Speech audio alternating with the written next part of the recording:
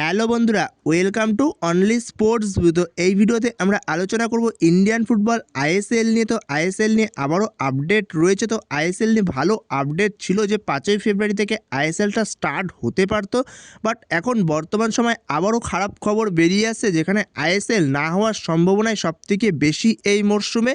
তো সেখানে সেই ব্যাপারটা নিয়ে আমরা আলোচনা করব এই ভিডিওতে। এর পাশাপাশি আরও বেশ কিছু আপডেট রয়েছে। তো ভিডিওটি সবাই শেষ পর্যন্ত দেখতে থাকো, আর চ্যানেলে নতুন হয়ে থাকলে চ্যানেলটি সাবস্ক্রাইব করে পাশে থাকা বেল আইকনটি অন করে পাশে থেকো। তো সেখানে ইন্ডিয়ান ফুটবল আইএসএল নিয়ে যা শুরু হয়েছে দিনের পর দিন, সেই হিন্দি বইয়ের ওই ডায়লগটার মতো হয়ে গেছে তারিখ পে তারিখ, তারিখ পে তারিখ। যেখানে এখনও পর্যন্ত কোনো রকম নিশ্চয়তা নেই আইএসএল নিয়ে, যেখানে জানুয়ারি মাস 2026 আসতে চললো, বাট এই মরশুমের আইএসএল নিয়ে কোনো নিশ্চয়তা নেই। যেখানে একটা শর্ট টার্ম ডিলে আইএসএলটা করার চিন্তাভাবনা করছে। তো সেই জায়গাতেও সেই শর্ট টার্ম ডিলে আইএসএলটা করার জন্য একটা তো স্পন্সার দরকার। তো সেই রকম কোনো স্পন্সার জোগাড় করতে পারেনি এআইএফএফ, এবং এর পাশাপাশি কোনো রকম ব্রডকাস্টও জোগাড় করতে পারেনি আইএসএলের জন্য। তো সেই জায়গাতেই দাঁড়িয়ে আইএসএলটা তাহলে হবে কি করে যদি কোনো রকম কমার্শিয়াল পার্টনার বা ব্রডকাস্ট জোগাড় নাই করতে পারে? তো সেক্ষেত্রে তাহলে আইএসএল হবে কি করে? যেখানে আইএসএল শুরু করার একটা চিন্তাভাবনা করছিল 5ই ফেব্রুয়ারি থেকে। তো সেখানে আবারও যেরকমটা মনে হচ্ছে যে এই মরশুমে আইএসএল নাও হতে পারে। তো সেখানে এই পরিস্থিতিতে যেরকমটা বোঝা যাচ্ছে এই মরশুমে আদৌ কি আইএসএল হবে, বাট এখনও পর্যন্ত এই ব্যাপারে কোনো অফিসিয়াল কনফার্মেশন নেই যে আইএসএল আদৌ হবে না বা হবেই, এরকমও কোনো কনফার্মেশন নেই। কারণ আইএসএলটা হবে, তো সেটা হবেও বা কী করে, তো সেটাও দেখতে হবে। কারণ কোনো রকম কমার্শিয়াল পার্টনার বা কোনো রকম ব্রডকাস্ট জোগাড় হয়নি। তো সেক্ষেত্রে আইএসএল না হওয়ার সম্ভাবনাই সবথেকে বেশি। কারণ কোনো রকম যদি কমার্শিয়াল পার্টনার যদি জোগাড় নাই করতে পারে বা ব্রডকাস্ট জোগাড় না করতে পারে, তাহলে এতগুলো টাকাই বা কে দেবে বা কোথায় ব্রডকাস্ট হবে ম্যাচগুলো? তো সেগুলো যদি জোগাড় না করতে পারে, তাহলে কোনো রকম আইএসএল হওয়ার সম্ভাবনা দেখছি না এই মরশুমে।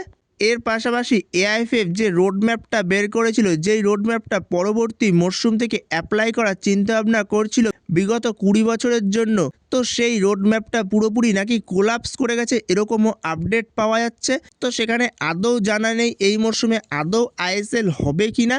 তো তার জন্য আমাদের এখনও অপেক্ষা করতে হবে আদৌ কি আইএসএল হয় নাকি এই মরশুমে।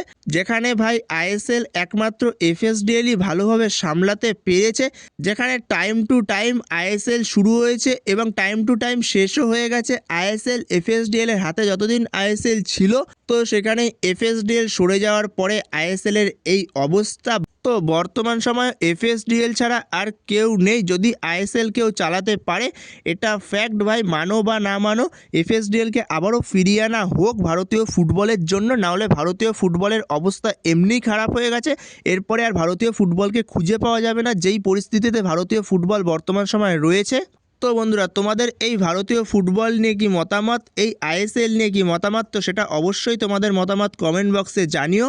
এবং এর পাশাপাশি আরও বেশ কিছু আপডেট রয়েছে, যেখানে বেঙ্গালুরু এফসি তারা পুরোপুরি অনুশীলন তাদের বন্ধ করে দিয়েছে।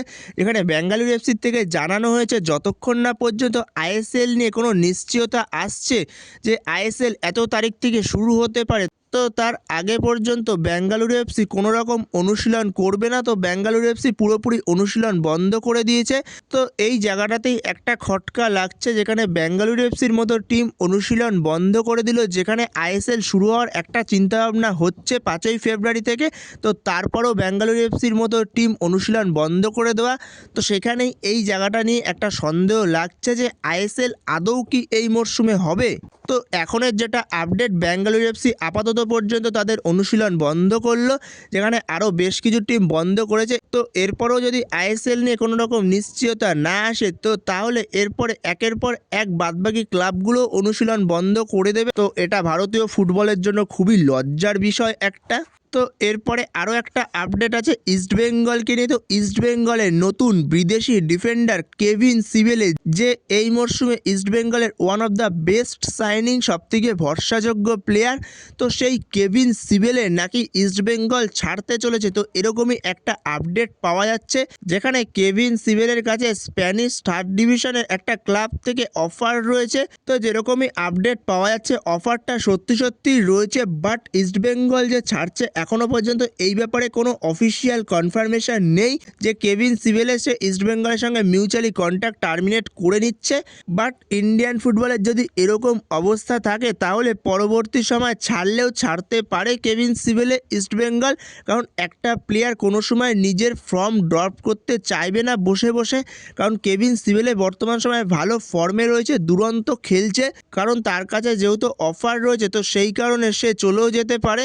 বাট এখনও পর্যন্ত কোনো রকম অফিসিয়াল কনফার্মেশন নেই যে কেভিন সিভেলে এখনই ছেড়ে চলে যাচ্ছে। যেরকম অন্য টিম থেকে, যেরকম গোয়া থেকে জেভিয়ার সিবেরিও বা বোর্জা হেরেরা, তো এরা যেরকম ক্লাব ছেড়েছে ভারতীয় ফুটবলের অনিশ্চয়তার জন্য, তো সেরকমই ছাড়তে পারে কেভিন সিভেলে। বাট এটা এখনও পর্যন্ত অফিসিয়াল না, এই ব্যাপারে চিন্তা করার কোনো কারণ নেই যে কেভিন সিভেলে সে এখনই ইস্টবেঙ্গল ছেড়ে দিচ্ছে, সে ইস্টবেঙ্গলের সঙ্গেই যুক্ত রয়েছে। তো বন্ধুরা এই ভিডিওতে এই পর্যন্তই। তো এই ভিডিওতে এই আপডেটগুলো নিয়ে আলোচনা করার ছিল। তো ভিডিওটি ভালো লাগলে অবশ্যই লাইক শেয়ার সাবস্ক্রাইব করতে ভুলো না। নেক্সট ভিডিওতে দেখা হচ্ছে, ততক্ষণের জন্য বাই বাই।